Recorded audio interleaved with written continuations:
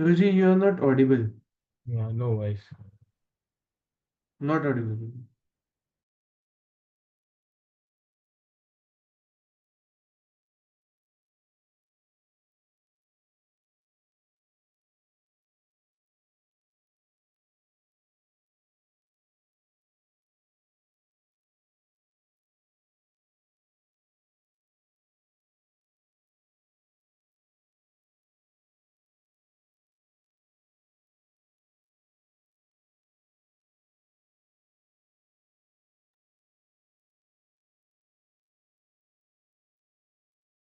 Hmm.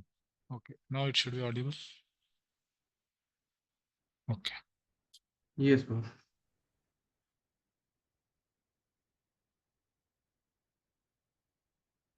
So we'll directly start from verse 9. I hope the Shloka recitation was done, Anish Prabhu, right?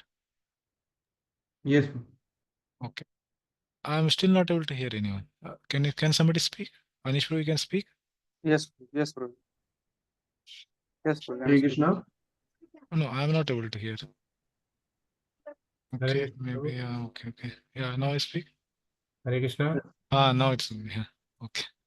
Somebody change the settings in microphone. Okay. Before we start, actually, tomorrow I'm busy till 11 o'clock. So we wanted to have some alternate time for tomorrow. Tomorrow is the last class for this NY unit. So we can do the class in the some other slot in the evening or afternoon, whenever all of you are comfortable. So Anish Prabhu or somebody, he can take a vote in the end. So we can have something around, I think, 6 to 8 is better. Okay, because other time the Zoom ID will not be free, as far as I know, because 2:30 to 4:30 there are many classes. Okay, so anything after 4:30, I think 5 to 7, 6 to 8 is fine. So at the end we will just finalize. Okay, and some devotees may not be able to attend. I understand. They can hear the recordings. Okay, yeah. So we will start. So can I take WhatsApp vote on WhatsApp group later? Yeah, yeah, yeah. Hmm. So we're discussing the ninth verse now.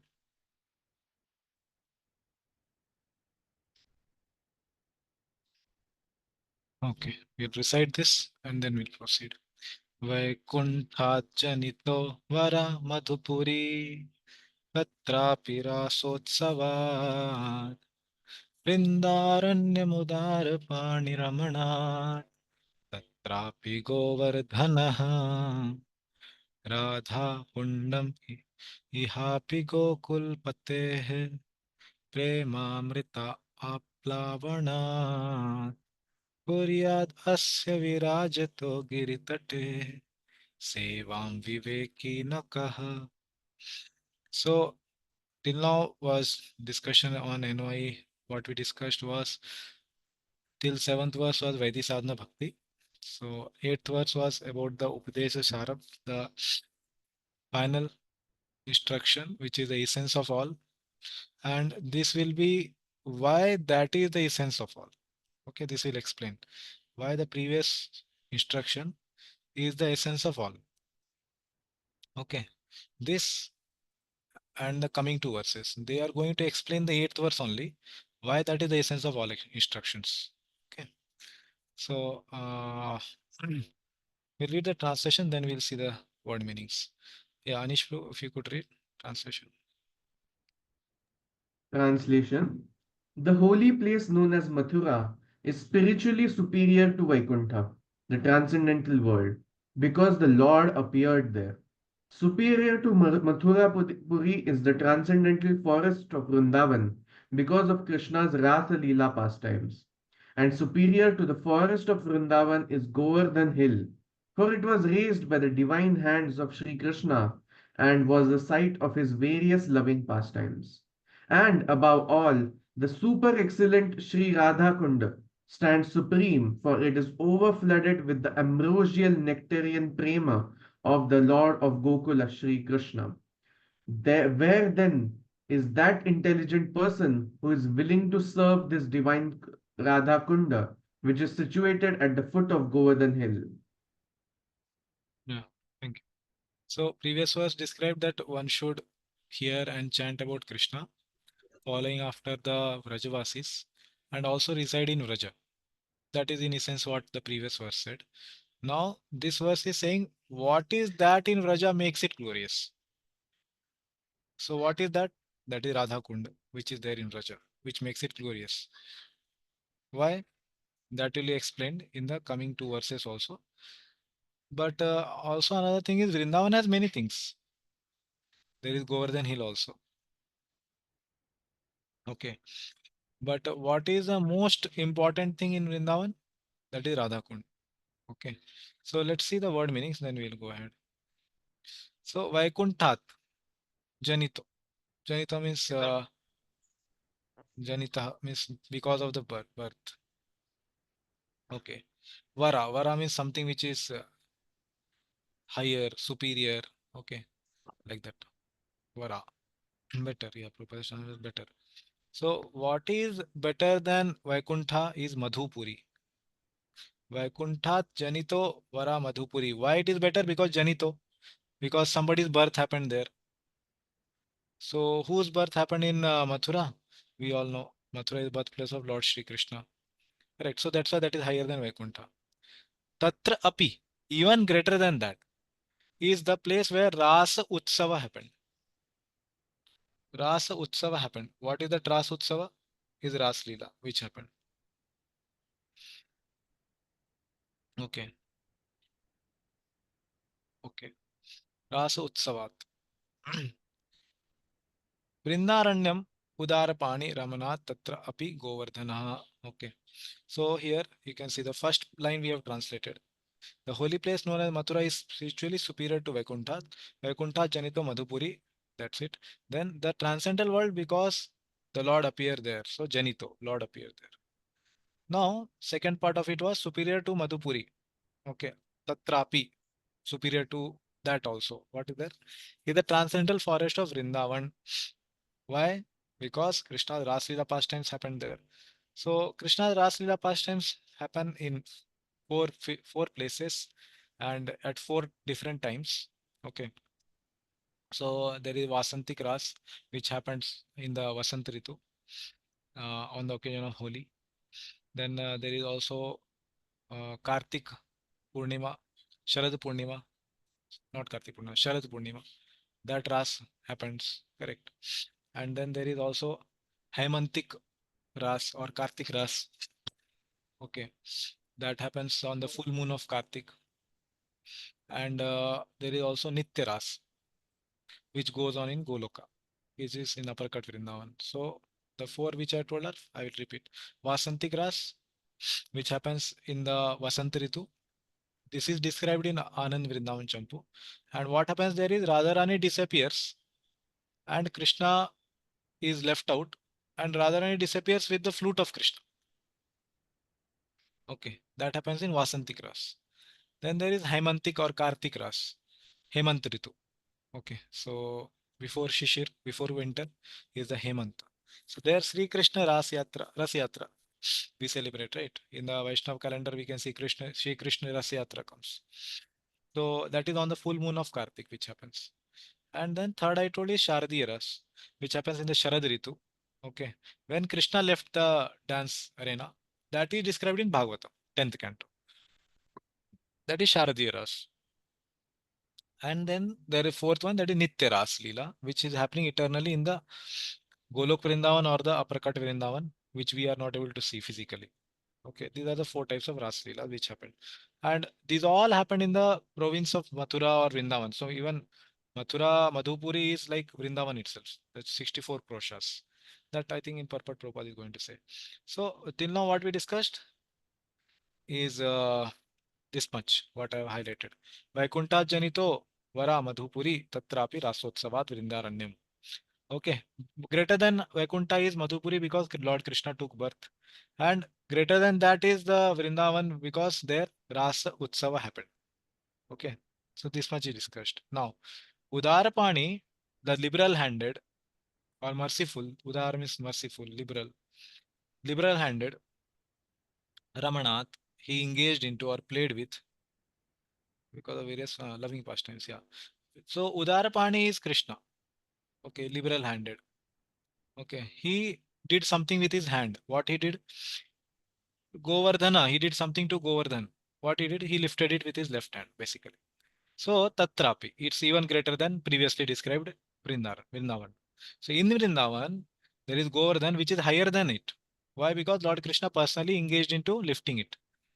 And then it's saying Tatrapi, even greater than that is Radha Kundam Ihapi, Iha Api. Even more than this, Iham is this. What is this? This is Govardhan. So more than that is Radha Kundam. Why? Gokulpate Prema Aplavanat.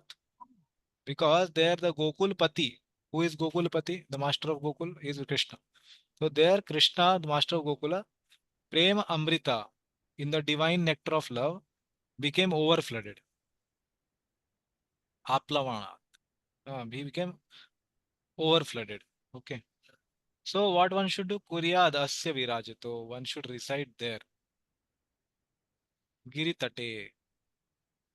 In the tate means the shore or the banks or the end something. Yeah. Of what? Giri. Which hill? That is Govardhan. At the hill of the Govardhan. What is situated at the hill of Govardhan? Radha Kunda. So Radha Kunda is being glorified, not Govardhan. Okay, Radha Kunda is glorified here by saying Giri tate. Sevam Viveki na kaha. Who is that sober person, Viveki, who will not serve this Radha Kund? Like that. Okay. Who is that intelligent person who will not serve this? That is the meaning of this verse. Okay. So we will read the purport to this. Yeah, not very big, just two paragraphs. Okay. So we will read it. Okay. Mm, yeah. Samir Prabhu, are you okay if you can read purport? Yes, Prabhuji. Yeah. Am I audible, Prabhuji? Yeah. Yeah. Yes, Prabhuji. Purport. The spiritual world is three-fourths of the total creation of the Supreme Personality of Godhead, and it is the most exalted region. The spiritual world is naturally superior to the material world. However, Mathura and the adjoining areas, although appearing in the material world, are considered superior to the spiritual world because the Supreme Personality of Godhead himself appeared at Mathura. The interior forests of Vrindavan are considered superior to Mathura because of the presence of the 12 forests Dwadasvavan such as Talvan, Madhuvan, and Bahulavan, which are famous for the various pastimes of the Lord. Thus, the interior Vrindavan forest is considered superior to Mathura, but superior to this forest is the divine Govardhan hill, because Krishna lifted Govardhan hill like an umbrella, holding it with his lotus-like beautiful hand to protect his associates, the denizens of Braja, from the torrential rains sent by the angry Indra, king of the demigods. It is also at Govardhan hill that Krishna tends the cows with his cowherd friends, and there also he had his rendezvous with his most beloved Sri Radha and engage in loving pastimes with her. Radha Kund at the foot of Govardhan is superior to all because it is there that love of Krishna overflows. Advanced devotees prefer to reside at Radha Kund because this place is the site of many memories of eternal loving affairs between Krishna and Radharani. Rati Vilas. Yeah. In Chaitanya, Yeah, we'll just try to understand this. Then we'll.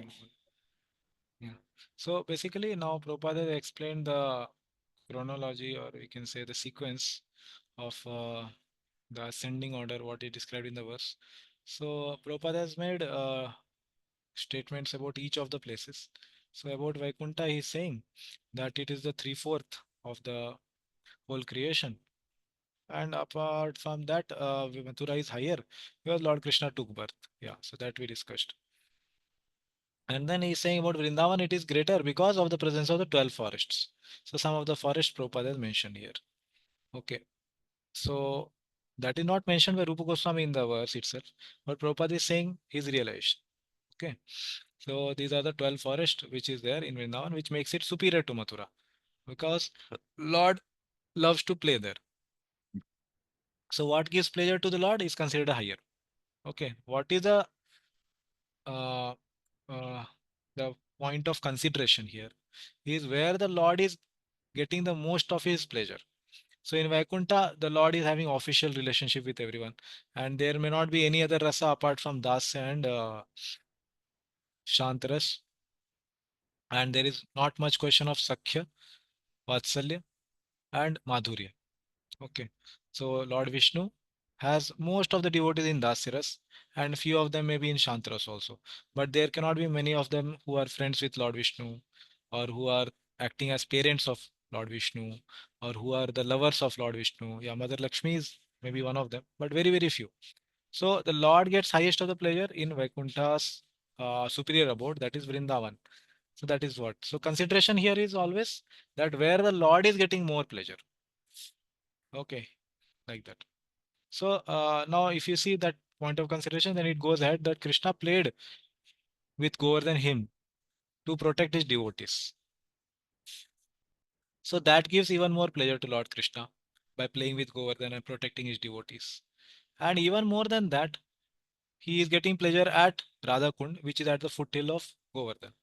Why? Because his most beloved, Sri Radha, is engaging in pastimes with Lord Krishna.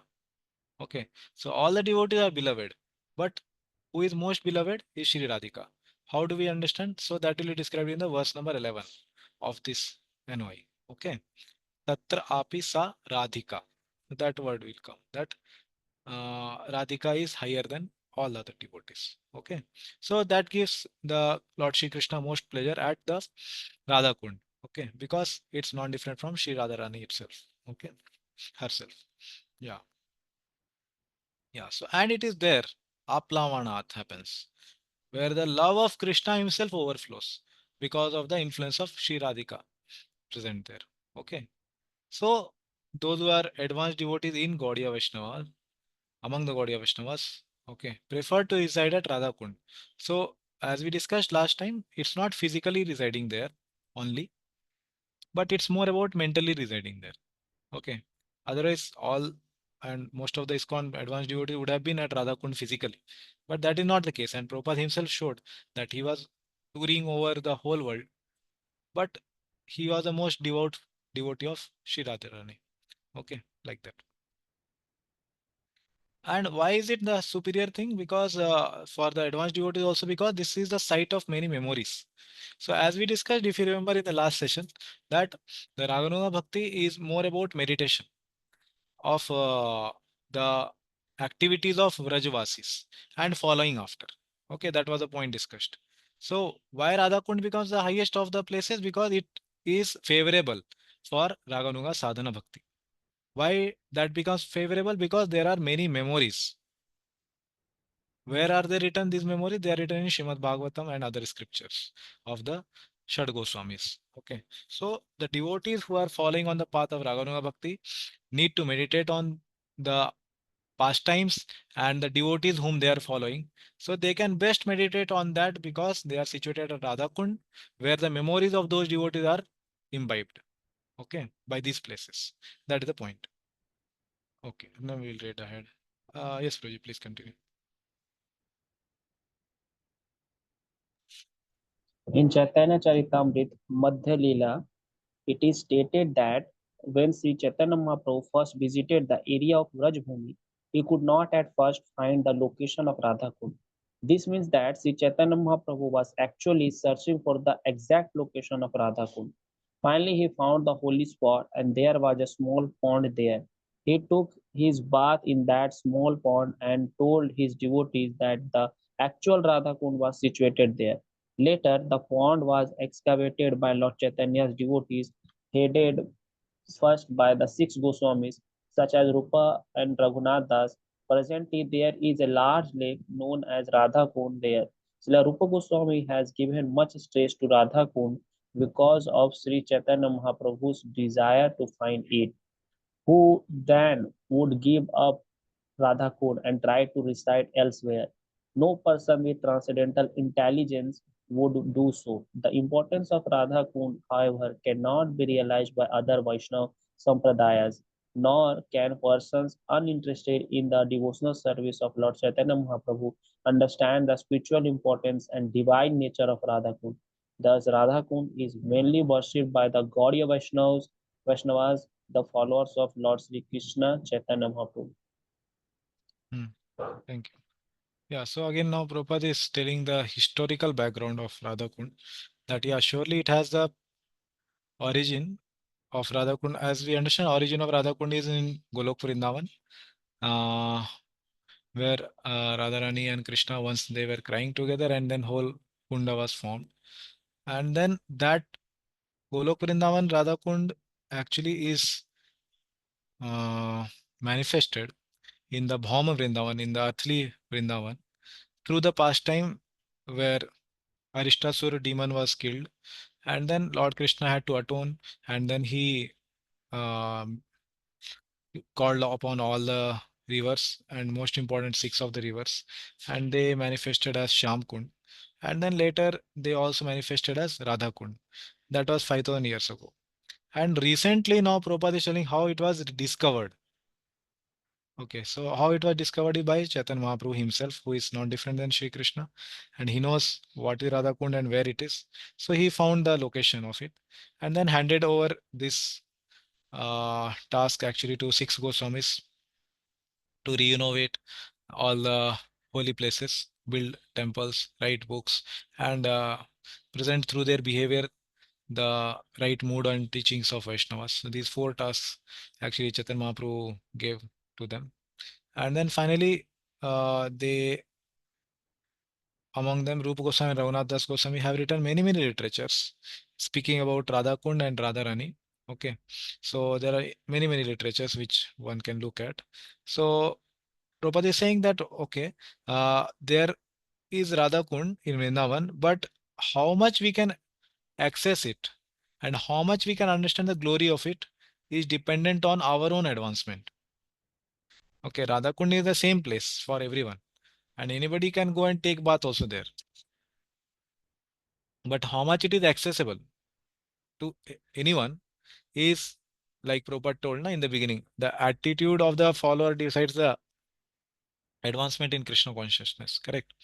Advancement in Krishna consciousness is decided by how much the person has a good attitude, like that.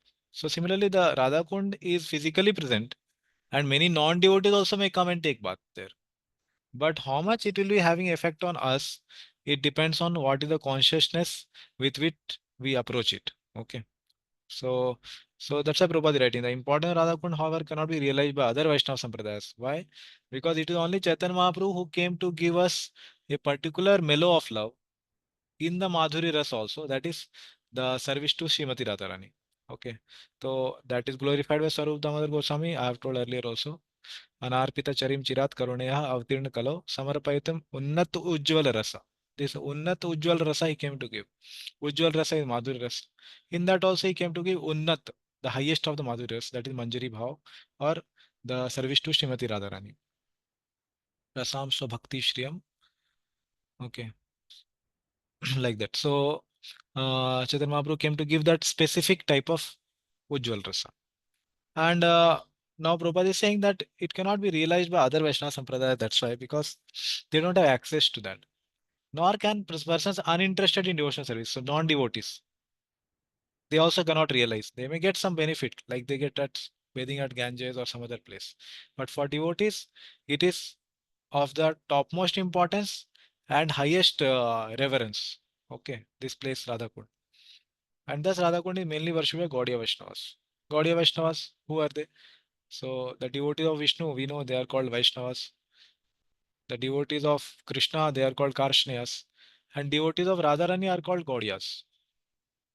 So we primarily are devotees of Srimati Radharani. And Bhakti Siddhanta Sarita Thakur says that, yeah, because Radharani is respecting Krishna and worshipping Krishna.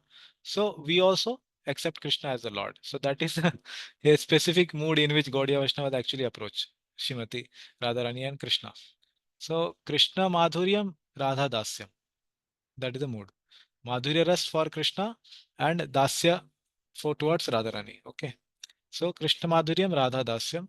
That is the approach of Gaudiya Vaishnavas. So Gaudiya means specifically they are first and foremost devotees of Radharani. Okay, like that. Okay. So any questions on what we discussed on this verse?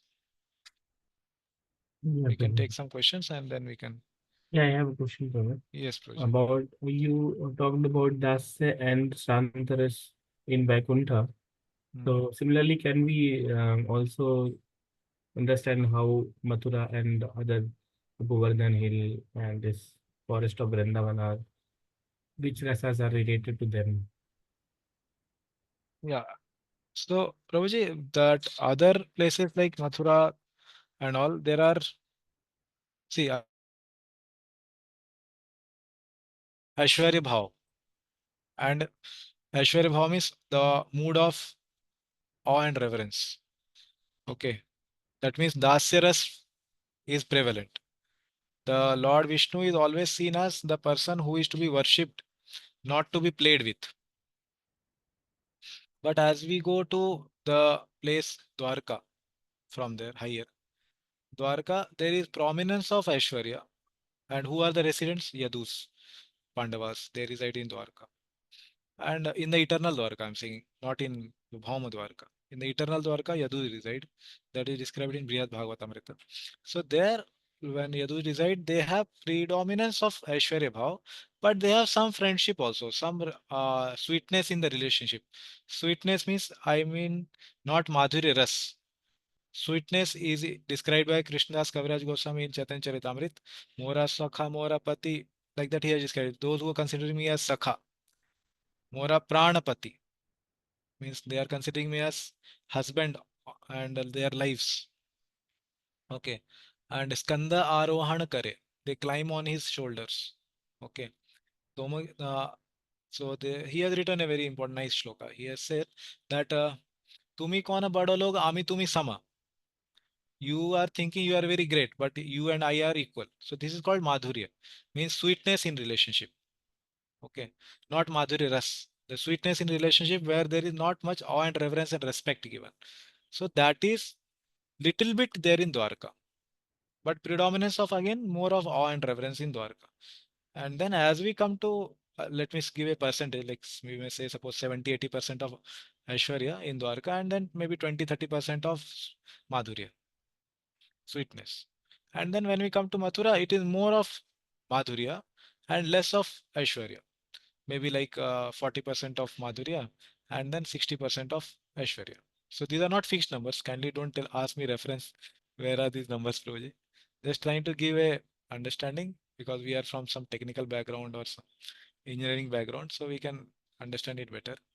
And then when we come to Vrindavan, it's complete 100% of Madhurya. Not Madhurya Ras, again I'm saying the sweetness in relationship where the person doesn't consider Krishna to be Lord. Okay. Even if Mother Yashoda comes to know that Krishna is having universe in his belly, she forgets it after 2 minutes. Not because Yogmaya covers. That is not the actual reason. It's because that is her nature. And Yogmaya is assisting in uh, bringing out her own nature. Sometimes we understand that, oh, it's Yogmaya actually, that Yogmaya covered, na? That's why Mother Yashoda forgot. No, no, that is not like that. That he explained in one book called Raghavar Chandrika by Vishwanath Chakravarti Thakur. Yogmaya is covering because Yashoda Mata has that nature that she doesn't consider Krishna as God at all. So the Yogmaya is assisting Mother Yashoda in bringing out that nature. Okay, that is the point. So in Vrindavan, it is 100% of sweetness, and there is no scope of any awe and reverence. Even though Krishna may sometime lift Govardhan Hill, which is just an extraordinary sight. But Sudama, Sridama, they all will come with their sticks to help Krishna. They will never consider him a god. And also Vishwanath Thakur has written one statement. He has said sometimes even Mother Yashoda may feel that, oh, he has universe in the mouth. So she has the predominance of the feeling that he is my child who is dependent on me, even though he may be God. That is the predominance of her feeling. like that. So I'm just trying to explain that there is a sequence of elevation of Madhurya in the Vaikuntha, Dwarka, Mathura, and Vrindavan. Okay, so these are described in many of the literatures of our Goswamis and subsequent acharyas like Vishwanath Thakur, Bhakti Thakur. Okay, so does that answer your question, Prabhuji? Yes. So this Mathura, Vrindavan, and Govardhan, Radhakund, they are all considered at one place. Say again. The Mathura, Hmm. Vrindavan, Hmm. Govardhan, and Radhakund. So they all are in Madhur. What do we call it? Yeah, Rasa? yeah, not rasa, in Madhurya Bhav. Madhur Bhava. Yeah, it's not like that. Mathura, I explained, it has some mixture of Aishwarya. Like we can see Mother Devaki. Mother Devaki, as soon as she sees Krishna defeating Kamsa, her Vatsalya breaks down.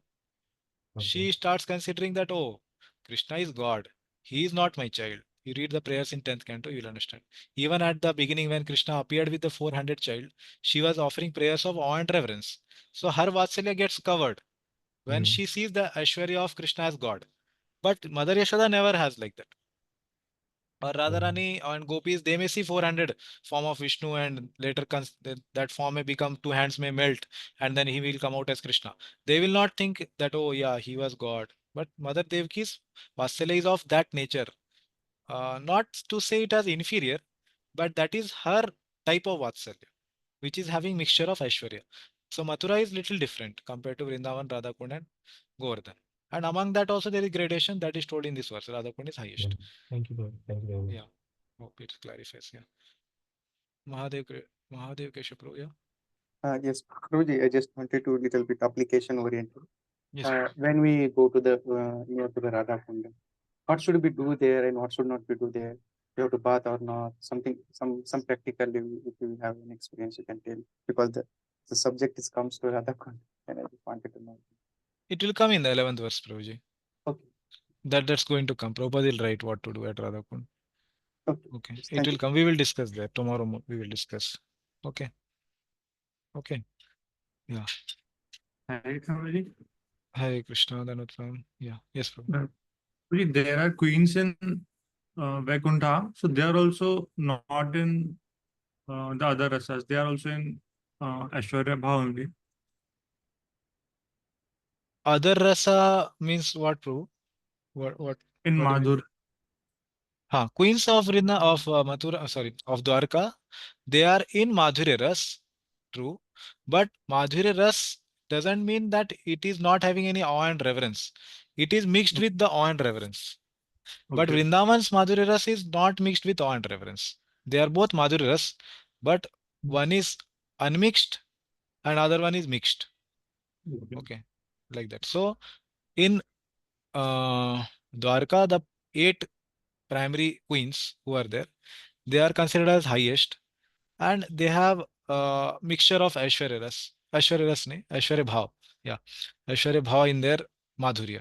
Okay, but in Vrindavan, the gopis, when they have Madhurya, they are having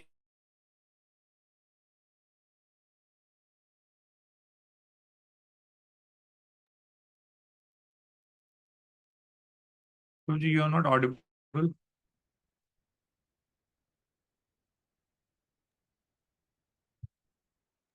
I think some net issue is there.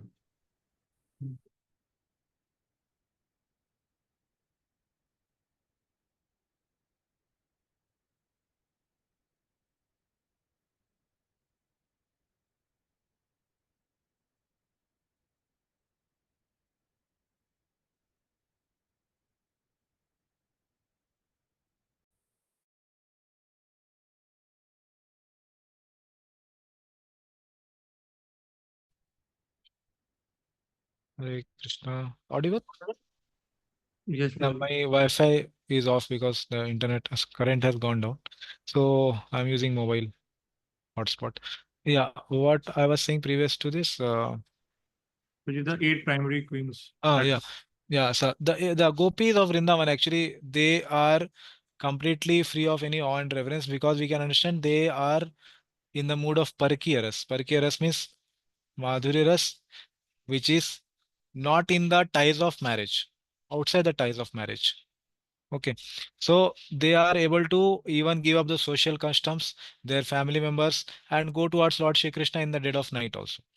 Okay, so their Parakya Bhav of Madhurya Ras is considered higher compared to the Madhurya Ras, which is in Swakiya Bhav, married relationship of Dwarka.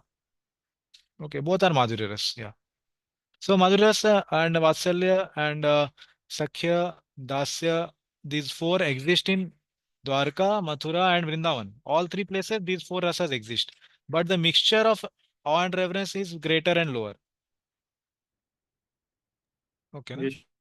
And Bhaji, Balram ji is there in all the rasas. Like all the rasas there are in he like reciprocates in all the rasas. So he's Yeah. there only in Vrindavan. He is there in? I mean, he's like he is showing them in Golok Vrindavan only, like in Goloka only, na? Yeah, Balramji is showing that in most of the times in Golok Vrindavan, but he is present at other places also eternally. He is present in Mathura also. He is present eternally in Dwarka also. So, like Narad Muni is present in all of the dhams eternally in different expansions. Like that, Balramji also is present in all the eternal dhams with different expansions. He is there in Vaikuntha also as Sankarsana. Okay. So he is present in all places, but his roles are different. In Vrindavan, he may be having all the five, like Anang Manjari. So that is Balramji's form only, but it's a different way of reciprocation. So he takes up different forms to reciprocate in different rasas. And it may be sometimes like in the one form, like Balramji's Mukhya or the uh, what is that? Uh, in his own original form, okay, he is showing both Vatsalya as well as Sakhya and Dasya also sometimes. Yeah. Santarasa is not expressed by him. Yeah. Yeah. Santarasa is expressed in the sense that yeah, he becomes the Tadiya of Lord's clothes and also in that sense he is expressing Santarasa also. Yeah. Yeah, that is understanding. Okay. Hare Krishna. Any other question?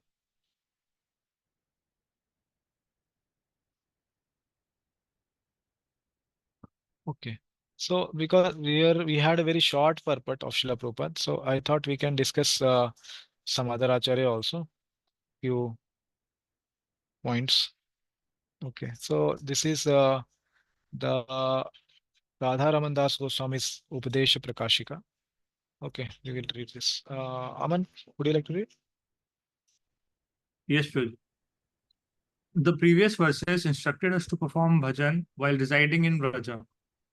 This verse very clearly answers precisely where one should reside within Vraja. Due to Sri Krishna's having taken birth there, the abode of Mathura is superior even to Vaikuntha, the realm of great spiritual opulence. Superior even to the abode of Mathura is the forest of Vrindavan because there the festival of Rasa dance took place. Superior to Vrindavan forest is Govardhan Hill because it playfully rested on Sri Krishna's lotus hand and because there Krishna freely enjoyed many pastimes with his devotees. Yet superior even to this Govardhan Hill is the super excellent Sri Radha Kund because it immerses one in the nectarian divine love that Sri Krishna, the moon of Gokul, feels for Srimati Radhika. The scriptures declare that Sri Radha Kund is as dear to Sri Krishna as the daughter of Rishbhanu Maharaj, Srimati Radhika herself. All the above mentioned spiritual realms or locations where Sri Krishna performed pastimes are manifest from his internal potency, Swarupa Shakti, and are therefore purely spiritual. However, Sri Radha Kund is superior to them all because it manifests the highest display of the inherent variegated pastimes of Swarup Shakti. Yeah. Thank you.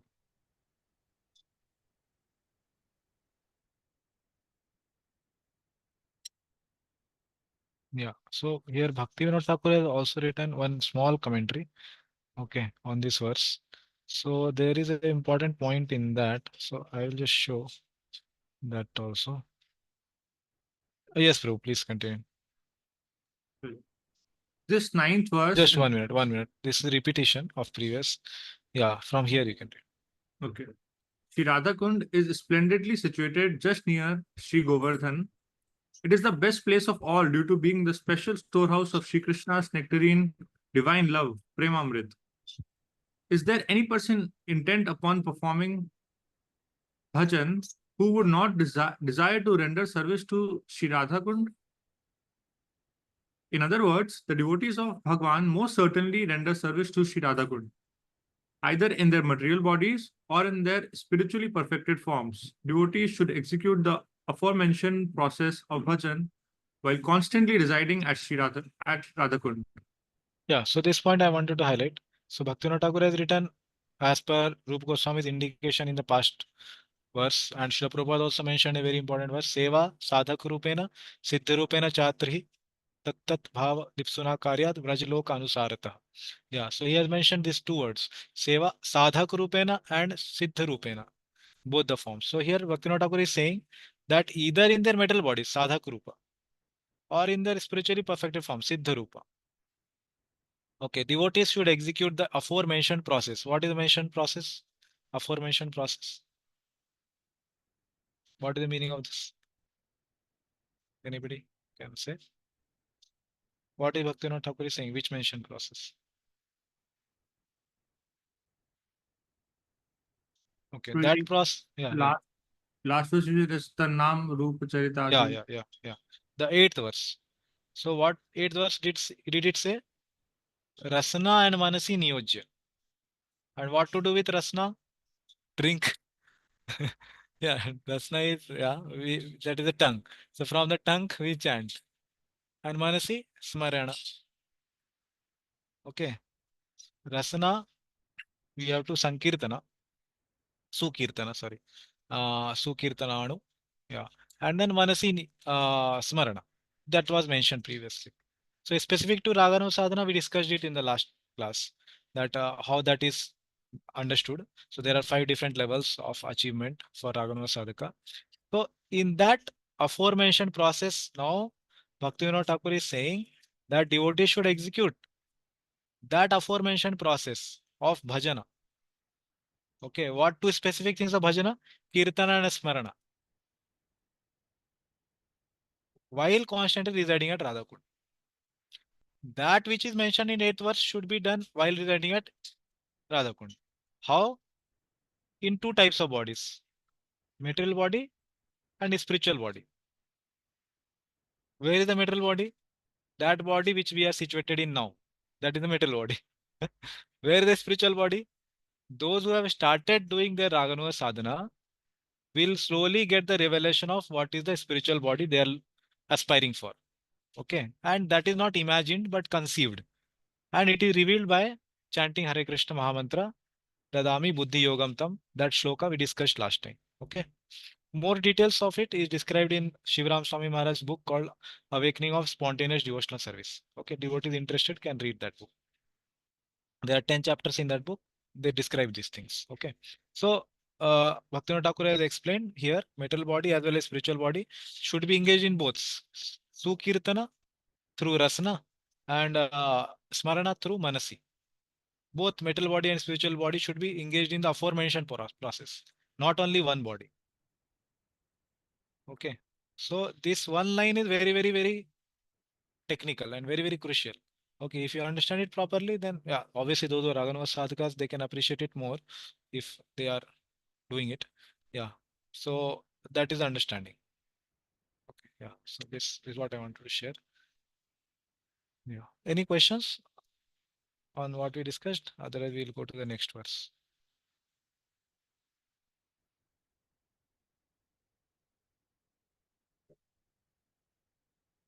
Okay, so Prabhuji, I have a yeah, question. Like you yes. mentioned, there is little Shantras in Vaikuntha. So Shantras bhav is in all these mentioned Vrindavan, Radhakund, and everywhere. Yeah, it's there in everywhere. Basically, those which are non-human entities. Okay, Rupa Goswami describes in Bhakti Rasamrita Sindhu, the last chapter in the northern section. He describes those who are non-human entities. They have something called Uparasa. Uparasa means secondary rasa. Matlab, it's not 5 primary rasas, it's not 7 secondary rasas, it's something lower than that called uparasa. So who has that? Those who have non-human forms like cows, okay, and other animals, and even trees. They are all having that uparasa. That uparasa, there is also uh, categories. Three categories are there. Yeah. So I'm trying to say what is those which are non-human entities are not having full-fledged 5 primary or 7 secondary rasas. Okay.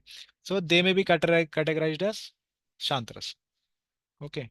Where the person has appreciation for the Lord, but he has not developed that prime motive of serving the Lord through a conscious activity. That conscious activity has not been done while meditation during their sadhana. So that doesn't manifest in their perfected forms also. Okay. So they just appreciate that Lord is there. Okay. Examples are given. There are small children who are like 1 or 2 years who cannot speak, but they appreciate, oh, Lord is doing this, lifting over the hill. They appreciate in their minds. That is called Shantras. Okay. Like that. So that is Shantras. It's available in all the whole spiritual world. Shantras is there.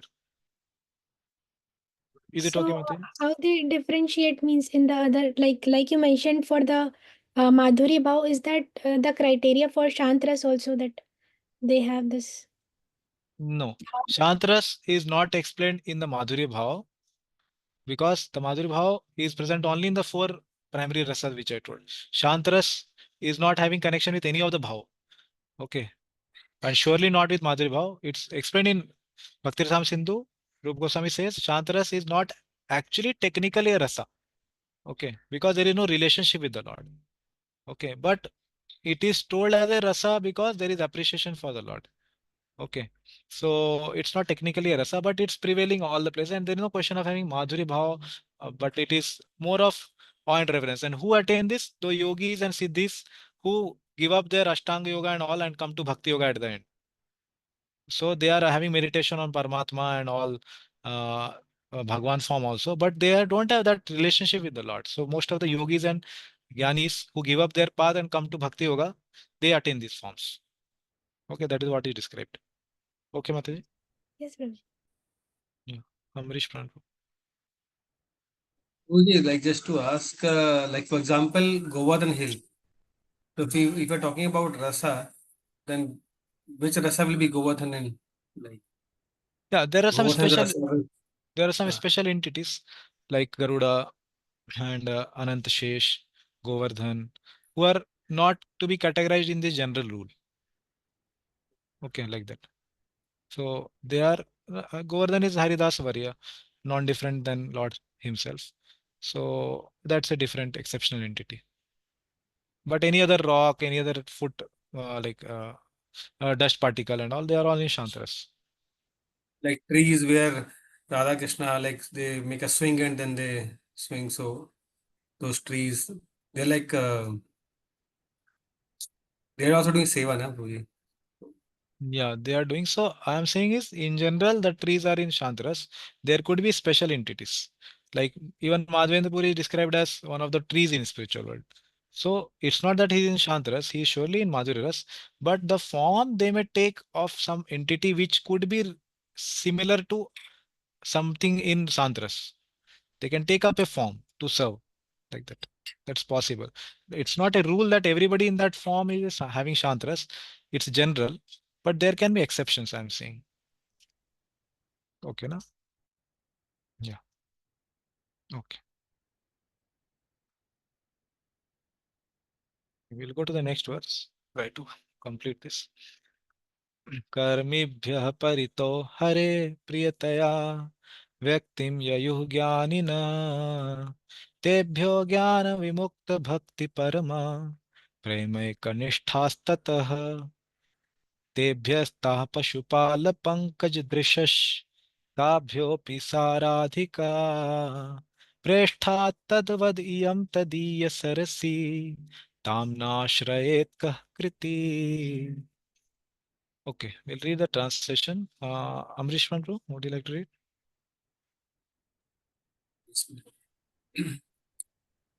In the Shastras, it is said that all types of fruitive workers, he who is advanced in knowledge of the higher values of life, is favored by the Supreme Lord Hari. Out of many such people who are advanced in knowledge, Gyanis, one who is practically liberated by virtue of his knowledge may take to devotional service. He is superior to the others. However, one who has actually attained prema, pure love of Krishna, is superior to him. The gopis are exalted above all the advanced devotees because they are always totally dependent upon Krishna, the transcendental cowherd boy. Among the gopis, Srimati Radharani is the most dear to Krishna.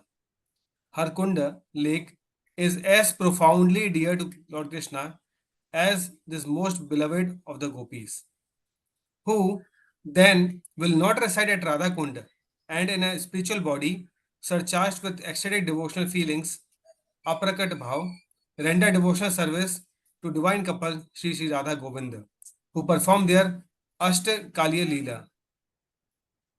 Their eternal eightfold daily pastimes, their eightfold daily pastimes. Okay. Indeed, those who execute devotional service on the banks of Radha Kunda are the most fortunate people in the universe. Yeah. Thank you, Prabhu.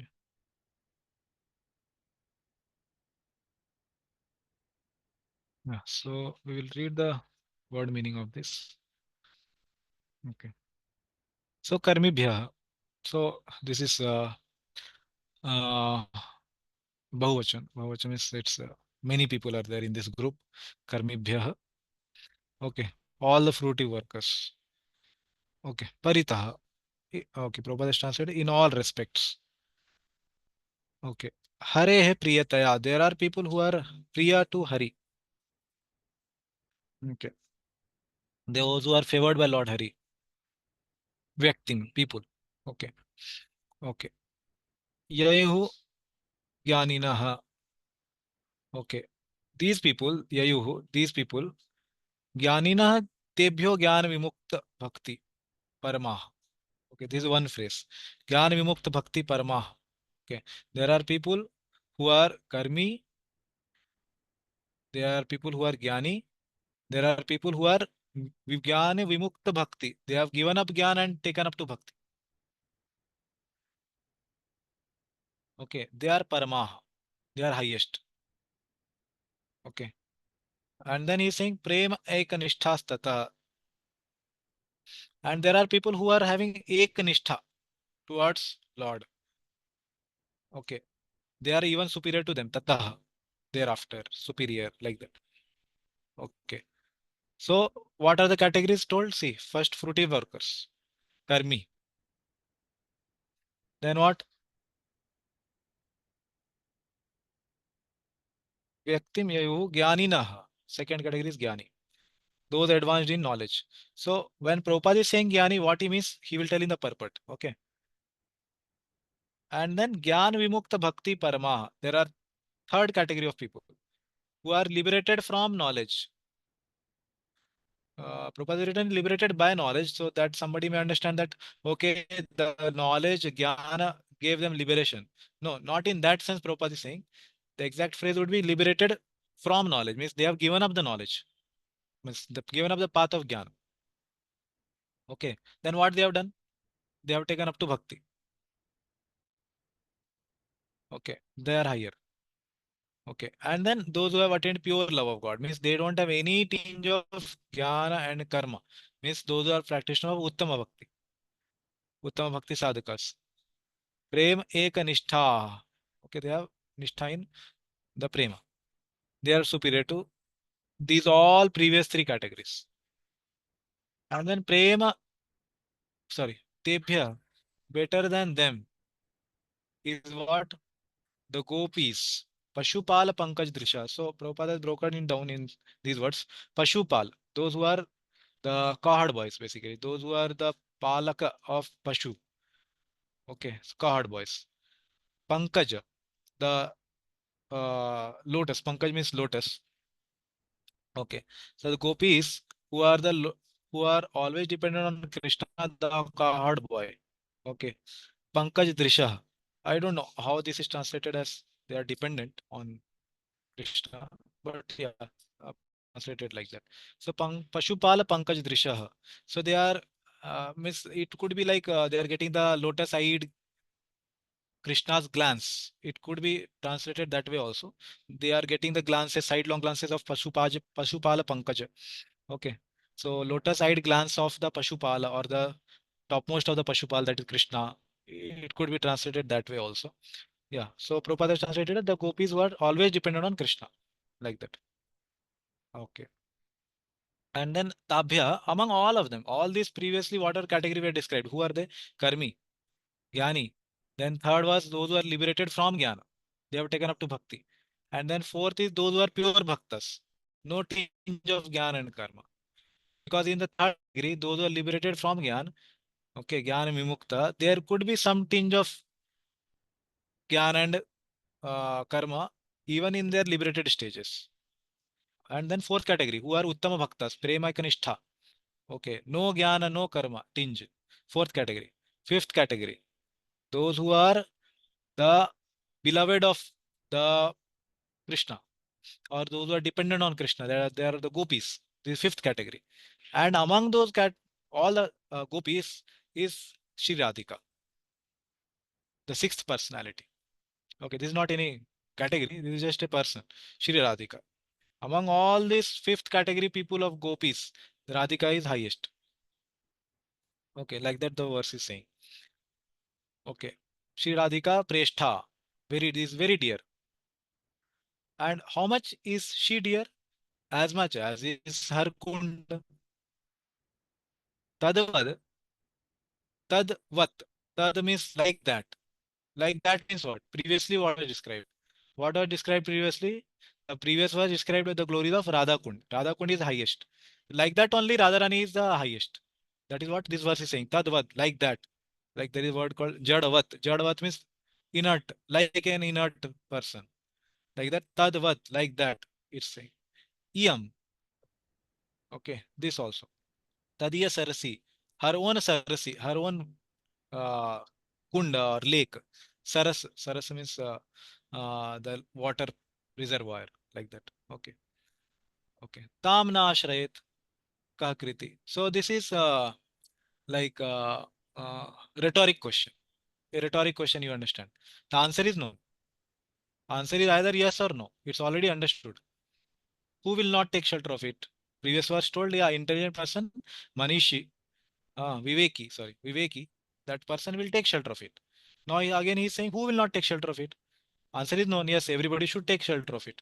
It's called a rhetoric question. Okay. So, okay, any question on this verse? Understanding this verse? Is it clear?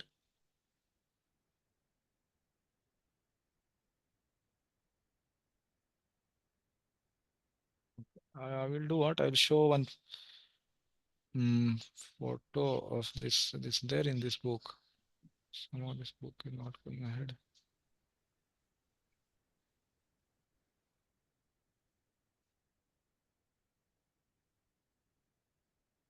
Hmm.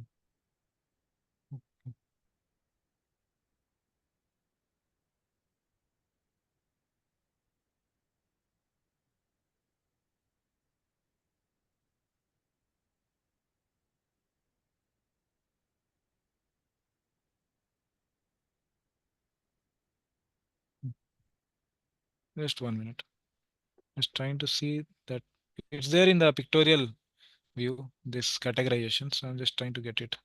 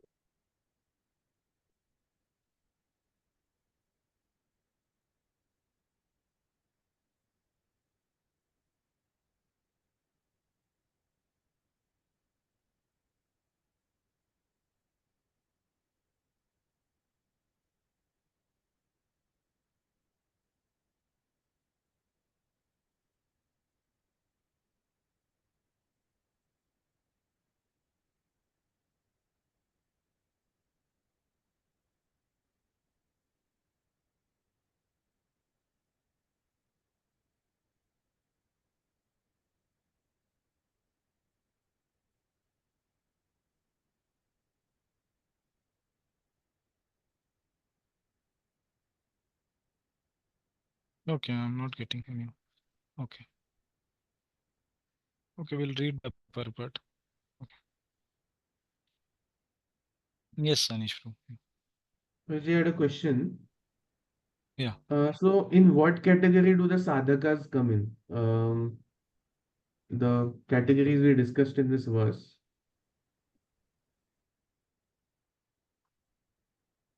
We will read the purport and then the answer will be there.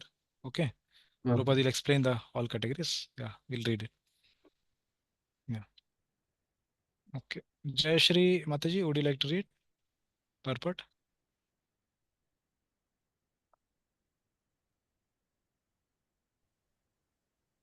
At the present moment, almost everyone is engaged in some kind of fruitive activities. Those who are desirous of gaining material profits by working are called karmis or fruitive workers. All living entities within this material world have come under the spell of Maya. This is described in Vishnu Puran 6.7.61. Vishnu Shakti para prokta क्षेत्रज्ञाख्या तथा परा अविद्या कर्म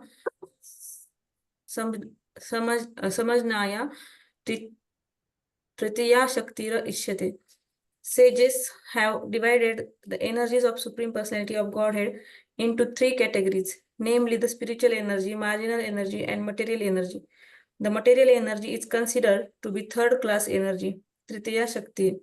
Those living beings within the jurisdiction of the material energy sometimes engage themselves like dogs and hogs in working very hard simply for the sense gratification. However, in this life or life executing pious activities, in the next life, some karmis become strongly attracted to performing various kinds of sacrifices mentioned in the Vedas. Thus, on the strength of their pious merit, they are elevated to heavenly planets. Actually, those who perform sacrifices strictly according to Vedic injunctions are elevated to moon and planets above the moon. As mentioned,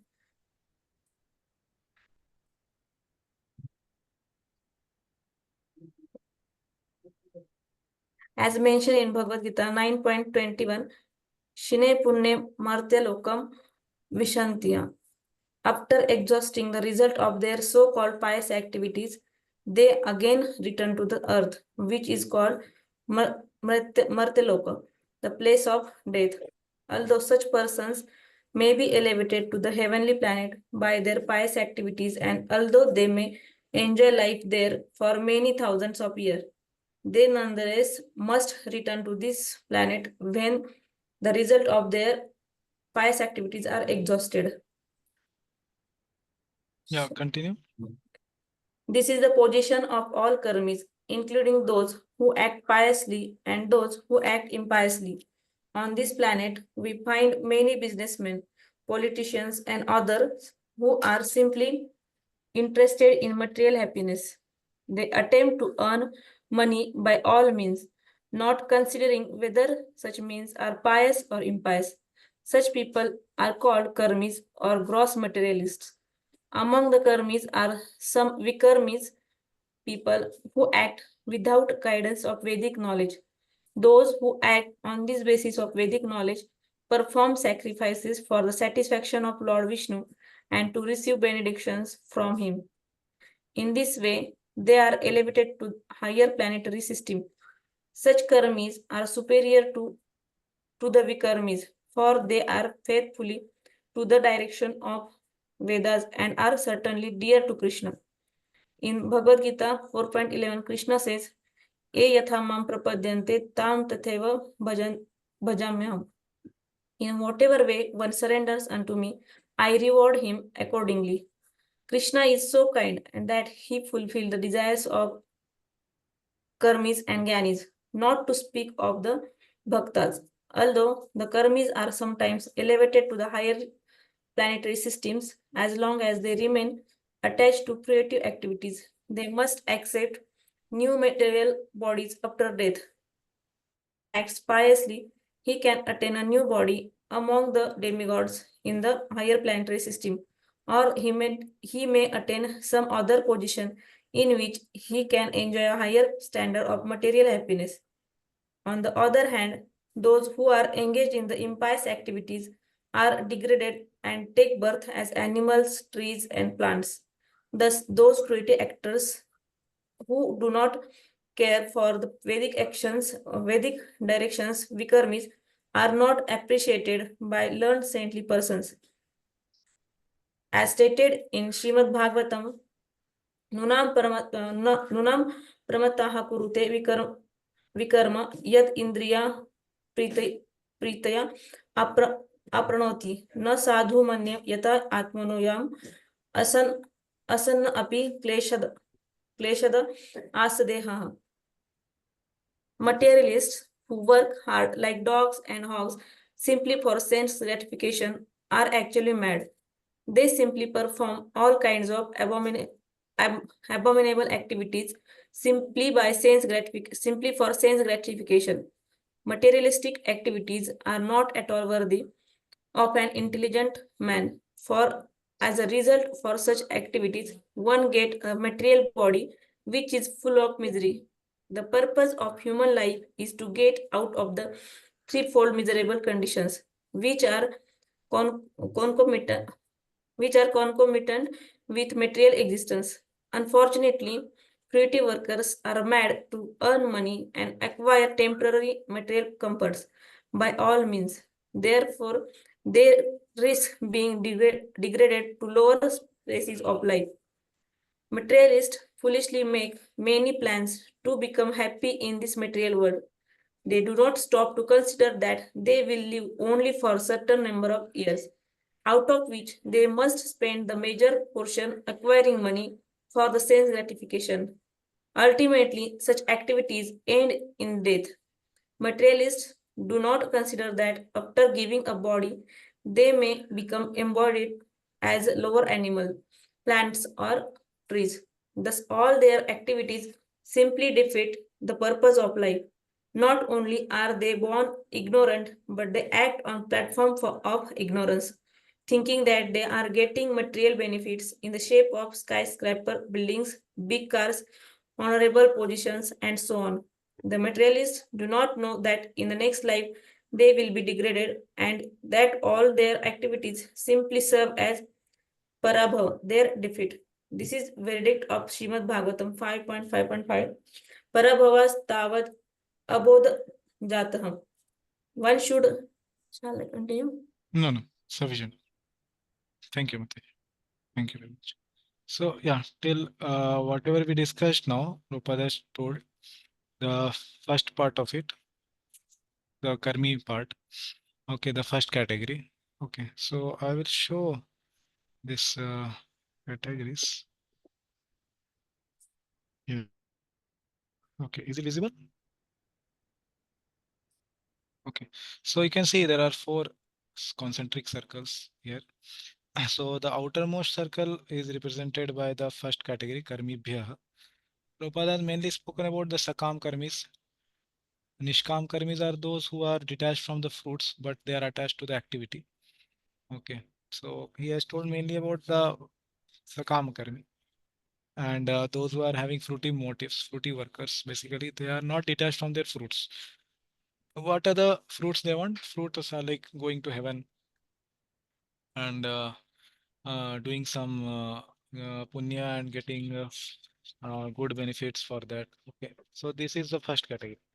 Then second category in the verse is Jnani. Okay, that we will see what Prabhupada is saying. And then third is Jnana Vimukta Bhakti Paramaha. Those who are Vimukta or given up the path of Jnana and taken up to Bhakti. Okay, and then those who are pure devotees, means those who don't have any tinge of their Jnana and Karma in their sadhana. Okay, in the sadhana as well in Siddha stage. They are Uttama Bhaktas. They are considering the goals of going to heaven or goals of liberation to be as an anartha, and they are ready to give it up as they progress in bhakti. They are called prem ekanishtha. Okay, those who are the practitioners of uttama bhakti. Okay, but Gyan Vimukta Bhakti Parama and Gyanis and Karmis, they are not Uttama Bhaktas because their goals are either liberation or material enjoyment. The goal of their practice itself is to do these things, material enjoyment or get liberated. But the goal of prema ek nishtha, this fourth category of people, is to get Krishna prema. Prema ek nishtha ही है उनका. क्या है? प्रेम. बाकी सब अनर्थ. The desire may be there, but they have understood I have to give it up as I go ahead in bhakti. Okay, that is their mood. But the first three category mood is not that. First three categories mood is I have to attain it, whatever path I am following, that path is going to give it to me. That is the goal. Okay, I hope it is clear, these categories. And then after this, the gopis and Radhika and Radharani will come, that we'll see. So now we'll go back to the purport. Yeah. Yeah. So now Prabhupada has explained here the karmis specifically. So two types he has explained, vikarmi and then karmi. So I'm not going line by line because all the devotees mostly know these things. So vikarmis are those who are like, yeah, here actually he explained it, who act without guidance of Vedic knowledge. Okay, means basically there are two categories of people who may have this Vedic knowledge and the other category who don't have Vedic knowledge. Okay, so among them, those who don't have Vedic knowledge, there is no question of following it because they are not having any knowledge only. How will they follow? That is their one category. Then among the knowledgeable people, there is a category also who are not following it because of their material desires. They're not able to follow. Okay, so what is their category? So their category is whatever gives happiness, accept it. Okay, raga sankalpa and dvesha varjanam. Like we have anukulasya sankalpa na in bhakti. Whatever is anukul you accept. And pratikul varjanam, give up what is unfavorable. What are these people's category? Raga means whatever is giving happiness, enjoyable, accept, anukul, sankalpa. Raga sankalpa, accept that which is in giving enjoyment. And dvesha, that which is giving us distress, varjanam, give up that. That is the vikarmi category. Okay. They are not having the consideration whether it is good or bad. Okay. Whether it is approved by Vedic knowledge or not. That category they have not yet reached. Okay. So they are acting without guidance. Okay. And then they do all sorts of things. Whatever gives them happiness, they do. Whatever doesn't give happiness, they give up. Okay. No concern about Vedic knowledge. And then Prabhupada explained about the karmis. They act piously. And then those who act impiously. Okay. So if one acts piously, he can attain a new body among the demigods in the higher planetary systems. And those who are engaged in impious activities are degraded. So Prabhupada has clarified that at the end of the purport, at the end of the paragraph. Okay, and then they become trees and animals and all these sorts of things. And among those karmis who are not following Vedic injunctions are not appreciated by learned saintly persons. For that, Prabhupada has quoted this. They are pramatta. They are mad people. Why they are mad? Because they are not able to follow the Vedic knowledge. They know what is good, but still they are not following. They are mad people. Okay. Like that. Yeah, and then he has explained about that their madness. Yeah. Okay. Yeah, that is first part. Karmibhya. Mm.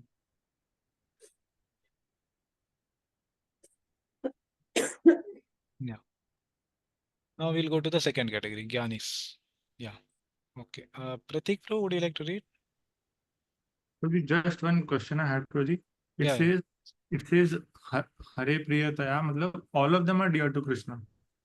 Obviously, they are all dear to Krishna because they are following some path. Okay, Correct. okay. We are all following some path. So as I told na, here in this image, four categories, they are all following path like Sakam Karmi.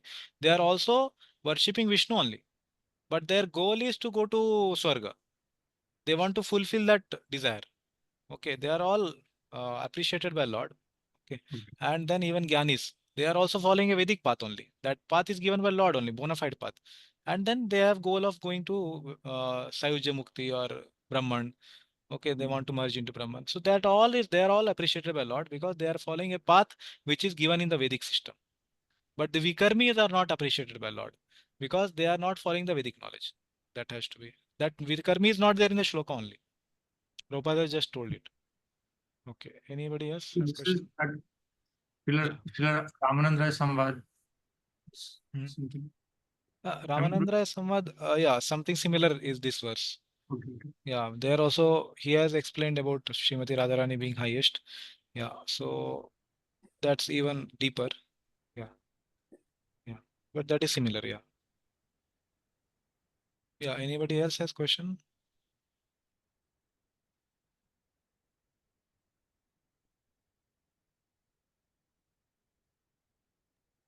Hare Krishna, Prabhuji. Hare Krishna, Mataji.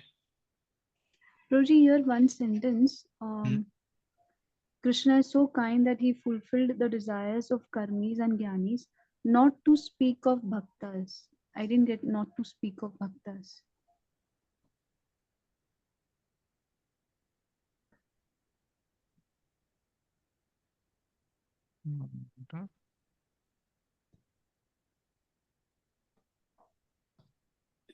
Yeah, here no. In whatever way one surrenders unto me, I reward them accordingly. Krishna is so kind that he fulfills the desires of the karmis and jnani, not to speak of the bhaktas. Yeah. So here the context is that Krishna is saying, I reward them accordingly. The way they approach, I'll reward them. So Krishna is saying, devotees are my own people, swajana. Krishna calls them swajana. They are my own people. So if there are other people in the kingdom and he is fulfilling their desires, what to speak of their own family members? The king will surely fulfill their desires, like that he is saying. Okay. So that is the meaning that surely he will fulfill of the devotees. Okay. What are the desires of the devotees? Prema kanishtha. They only want prema to the Lord. That he will fulfill. He will give them prema. Is it okay, Mataji? Yes, Prabhuji. Thank you. Okay. Yeah, we'll read ahead. Yes. Who was reading? Mataji was reading. Okay, somebody else can read. Yeah. Roji, I am reading. You will read? Yeah. Sorry. Yeah. Please continue. One should therefore be eager to understand the science of the soul, Atma Tattva. Unless one comes to the platform of Atma Tattva, by which one understands that the soul and not the body is oneself, one remains on the platform of ignorance. Out of thousands and even millions of ignorant people who are wasting their time simply gratifying their senses, one may come to the platform of knowledge and understand higher values of life. Such a person is called a jnani. The jnani knows that fruitive activities will bind him to material existence and cause him to transmigrate from one kind of body to another. As indicated in Srimad Bhagavatam by the term Sharir Bandha, bound to bodily existence. As long as one maintains any conception of sense enjoyment, his mind will be absorbed in karma, fruitive activity, and this will oblige him to transmigrate from one body to another. Yeah, thank you. So basically, the jnanis, we understand neti, that na iti, this is not what I want. Na iti, this is not what I want. They keep seeing the material world, scan it, and they understand this is what will give me misery. I don't want it. Okay, no material relationships and no material objects, no material impressions, no material things. Okay, just give up all of that, and then one can go into uh, merging Brahman like that. So that is their absorption. And how they will do it? They will do it by worshipping the Lord. Okay. So they are not doing bhakti, but they have a sadhana. It may be Ashtanga Yoga, where there may be Dharana, Dhyana, and Samadhi. All that meditation is on the Lord only. Lord's limbs they are meditating upon. There is a part of the Jnani's meditation or the Ashtanga Yogi's sadhana that they have to meditate and worship the Lord, because without that there will not be any result got. So where is this explained? This is explained in third canto, Lord Kapila's teachings, 29 chapter onwards. There you can see. Okay, so no, 27 and 28 chapter, yeah. Gyan Yoga and Ashtanga Yoga is described. 29 onwards is Bhakti. So there he has explained that all the Gyanis also have worship of the Lord and Karmis also worship the Lord. Without that, there is no result got. Okay, so that is explained here. Yeah, okay, please continue. Thus, a jnani is considered superior to a karmi because he at least refrains from the blind activities of sense enjoyment. This is the verdict of the Supreme Personality of Godhead. However, although a jnani may be liberated from the ignorance of the karmis, unless he comes to the platform of devotional service, he is still considered to be in ignorance, avidya. Although one may be accepted as a Jnani or one advanced in knowledge, his knowledge is considered impure because he has no information of devotional service and thus neglects the direct worship of the lotus feet of the Supreme Personality of Godhead. Yeah. Yeah. So Okay. here Prabhupada explained why Jnani is superior. Because he has refrained from blind activities of sense enjoyment. He at least doesn't want to go to Swarga to enjoy. Okay, that's why he is higher. He has understood this material world is not a place of enjoyment. But karmis, they have not understood yet. Okay. So unless he comes to the platform devotional service, he'll consider it to be in ignorance. And that category explained in the next paragraph. Okay. Yes, please read. When a Jnani takes to devotional service, he rapidly becomes superior to an ordinary Jnani. Such an advanced person is described as Jnana Vimukta Bhakti Parama. How a Jnani takes to devotional service is mentioned in Bhagavad Gita 7.19, wherein Krishna says, Bahunam Janmanamante Jnanaman Mam Prapadyate Vasudeva Sarvamiti Sa Mahatma Sudurlabha. After many births and deaths, he who is actually in knowledge surrenders unto me, knowing me to be the cause of all causes and all that is. Such a great soul is very rare. Actually, a person is wise when he surrenders unto the lotus feet of Krishna. But such a Mahatma, great soul, is very rare. After taking to devotional service under the regulative principles, a person may come to the platform of spontaneous love of Godhead, following in the footsteps of great devotees like Narada and Sanak and Sanatan. The Supreme Personality of Godhead then recognizes him to be superior. The devotees who have developed love of Godhead are certainly in an exalted position. Yeah, sufficient. So here, Prabhupada explaining about the next category. Those who are who were Gyanis, but now taken up to Bhakti are in this category. Jnana Vimukta. They are free from the path of Jnana. Okay. Okay. They are free from that. But what happens is they still have tinge of the previous practice. They cannot be just like those people who are not those who are like directly taken up to Bhakti without practicing Jnana or Ashtanga. Because some attributes of previous practice will surely be there in their practice of bhakti also. So that's why a separate category is created. Jnana Vimukta Bhakti Parama. Means they are devotees now, but they were practicing jnana. So where is this explained? So that is explained in Chaturvidha Bhajante Mam Jananam Sukritano Arjuna. Okay. Artho Jigyasu Artharti Jnani Cha Bharata Rishabha. Okay. So the Jnani explained there in the 7th chapter. I think 14th shloka or somewhere. Yeah.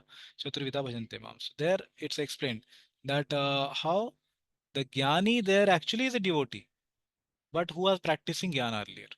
Okay, there you can read the details of it. Okay. So that Jnani is described. And then there is a fourth category who have taken up to devotional service. Okay. They are not practicing Jnana earlier, but they are not having any tinge of jnana and karma also, and they are practicing uttama bhakti. They may be in sadhaka stage or they may be siddha stage, bhava and prema. There can be both. So there are devotees like Narada, Sanaka, Sanatana, like that. Okay. Yeah. So they are recognized to be superior to the previous three categories. Like that. Yeah. Yeah. Now we will see the next category. Yeah. Yes, Prabhu can read.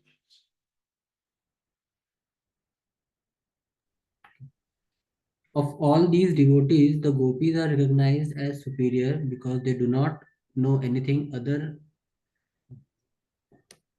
than satisfying Krishna. Nor do the gopis expect any return from Krishna. Indeed, sometimes Krishna puts them into extreme suffering by separating himself from them. Nonetheless, they cannot forget Krishna. When Krishna left Vrindavan for Mathura, the gopis became most dejected and spent the rest of their lives simply crying in separation from Krishna. This means that, in one sense, they were never actually separated from Krishna. There is no difference between thinking of Krishna and associating with him. Rather, Vipralamba Seva, thinking of Krishna in separation as Sri Chaitanya Mahaprabhu did, is far better than serving Krishna directly. Thus, of all the devotees who have developed unalloyed devotional love for Krishna, the gopis are most exalted, and out of all these exalted gopis, Srimati Radharani is the highest. No one can excel the devotional service of Srimati Radharani. Indeed, even Krishna cannot understand the attitude of Srimati Radharani. Therefore, he took her position and appeared as Sri Chaitanya Mahaprabhu just to understand her transcendental feelings. Yeah, complete this. In this way, Srila Rupa Goswami gradually concludes that Srimati Radharani is the most exalted devotee of Krishna and that her Kund, Sri Radha Kund, is the most exalted place. This is verified in a quotation from Laghu Bhagavatamrita, Uttarakhanda 45, as quoted in Chaitanya Charitamrita. यथा राधा प्रिया विष्णु तस्या कुंडम प्रियम तथा सर्वगोपीषु सर्व सैवैका विष्णुर अत्यंत वल्लभा. Just as Srimati Radharani is dear to the Supreme Lord Vishnu, Supreme Lord Krishna, so her bathing place Radhakund is equally dear to Krishna. Among all the gopis, she alone stands supreme as the Lord's most beloved. Therefore, everyone interested in Krishna consciousness should ultimately take shelter of Radha Kund and execute devotional service there throughout one's life. This is the conclusion of Rupa Goswami in the 10th verse of Uddeshamrita. Okay, thank you, Prabhuji.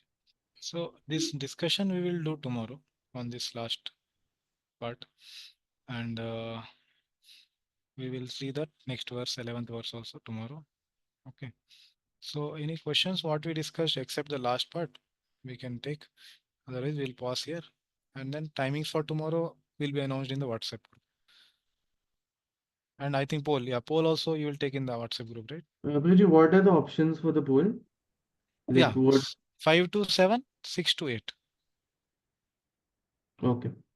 Because 2:30 to 4:30 are the other classes, and then Zoom ID will not be free. Okay, so that is the option. Hare Krishna Prabhu. Hare Krishna. Laghu Bhagavatamrita means like here mentioned. Yeah, Laghu Bhagavatamrita is a book written after Brihad Bhagavatamrita book.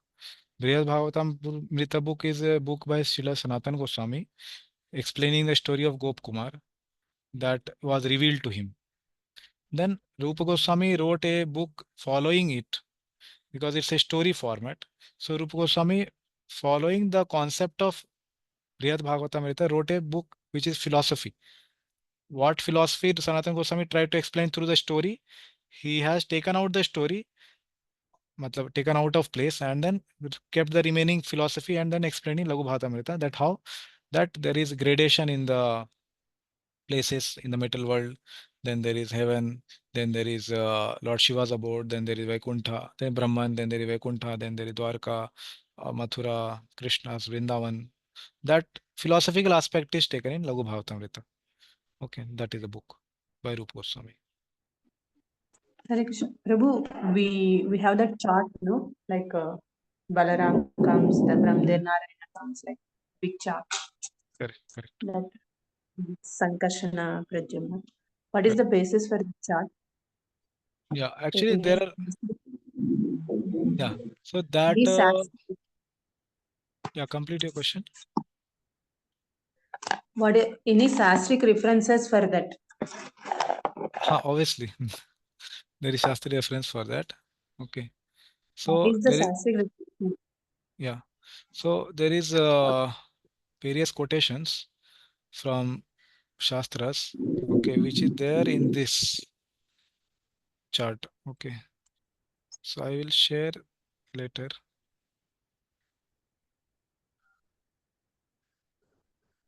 Yeah, it's visible, Mataji? Not. Yeah, not fully, obviously. Yeah. So this is the chart of Golok Vrindavan, and then there is Mathura, Jagannath Puri, Dwarka. I'm not talking about this. I'm talking about like from Krishna comes Balaram and Balaram expands. There is a Vaibhav Leela, something. Vaibhav Vaibhav, Prakash.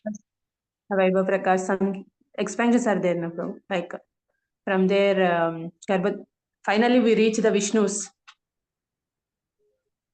This is about lokas, but I am talking about the expansions of Krishna. First expansion is Balaram. That chart is Sankarshna, Aniruddha, Pradyumna. From Moola Sankarshna, again Understood your one. question. I understood your question. Yeah. So the reference is there in various books, Mataji.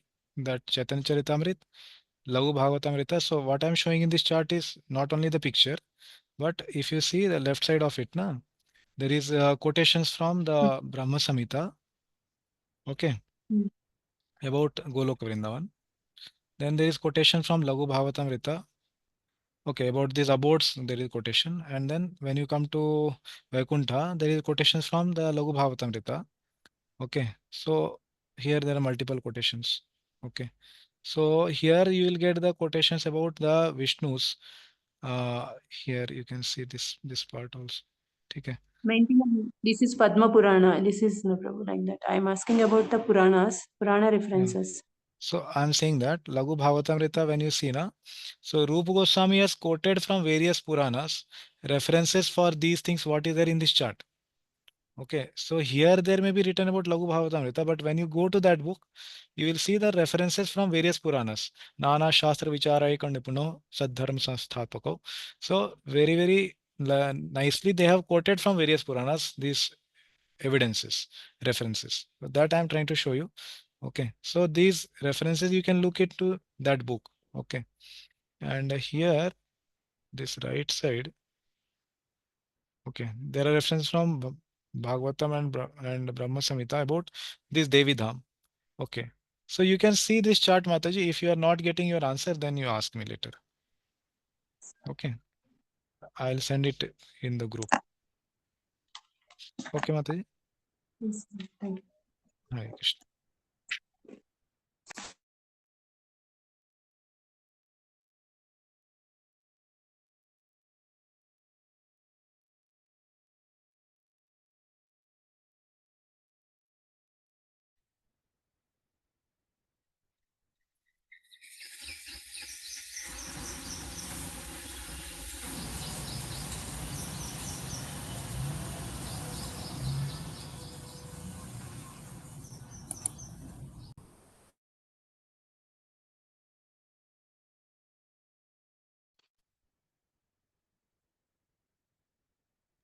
Hare Krishna. Sorry, my internet had issue. Yeah, anybody else and any question? Okay, Amrish. Can you share that through the last time's questionnaire with Bhanuswami Maharaj? You were saying that chanting one. Okay, We have yeah, I not have received. to share it. I will share these two files with Anish Prue now. He will share it in the group. Okay, na? We have some questions regarding exam also.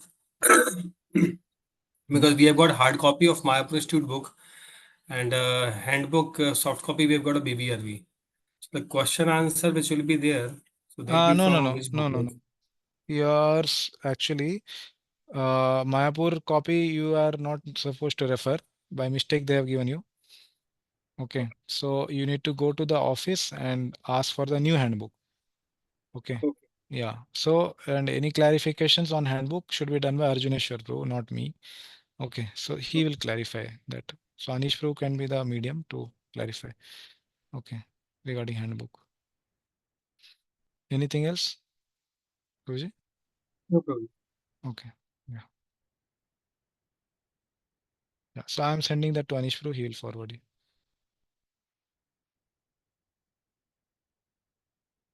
Hare Krishna. So thank you very much for joining today. Very grateful to all of you. So we'll meet tomorrow. Let's see what is the timing for tomorrow. Tomorrow mostly will be the last discussion. तो श्रील प्रभुपाद की जय, श्री उपदेशामृतम की जय, श्री रूप गोस्वामी पाद की जय. हरे कृष्ण.